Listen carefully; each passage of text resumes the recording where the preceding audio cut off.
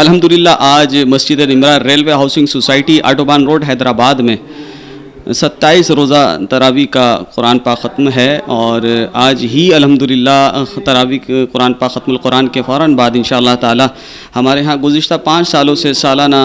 شبینے کا سلسلہ ہوتا ہے، جس میں حیدرآباد نہ صرف حیدرآباد بلکہ دیگر شہروں سے بھی قرۂ کرام اور ایوارڈ یافتہ اور عالمی شہرت یافتہ قرۂ کرام حفاظ کرام اپنے مختلف لب و لہجات کے ساتھ قرآن کریم کی تلاوت کرتے ہیں کہ 27، 28، 29ویں شب کو الحمدللہ ہمارے یہاں یہ شبینے کا سلسلہ ہے، اور الحمدللہ آج قرآن پاک ختم بھی ہوا ہے۔ میں اپنی انتظامیہ کی جانب سے جناب حاجی عتیق احمد صدیقی صاحب اور مسجد ہذا کے خطیب و امام قبلہ والد محترم پیر طریقت رہبر شریعت الحاج حکیم محمد ارشد رضوی دامت برکاتہم العالیہ کی جانب سے تمام عالم اسلام کو رمضان مبارک کا آخری اشرہ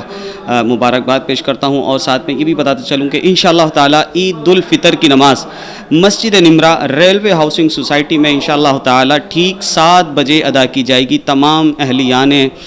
ریلوے ہاؤسنگ سوسائٹی، تمام اہلیان حیدرآباد اس بات کو نوٹ کر لیں کہ انشاءاللہ تعالی مسجد Nimra railway housing society Autobahn road Hyderabad میں عید الفطر کی نماز انشاءاللہ تعالی 7 بجے ادا کی جائے گی۔ جزاکم اللہ۔ یہ مسجد نمرہ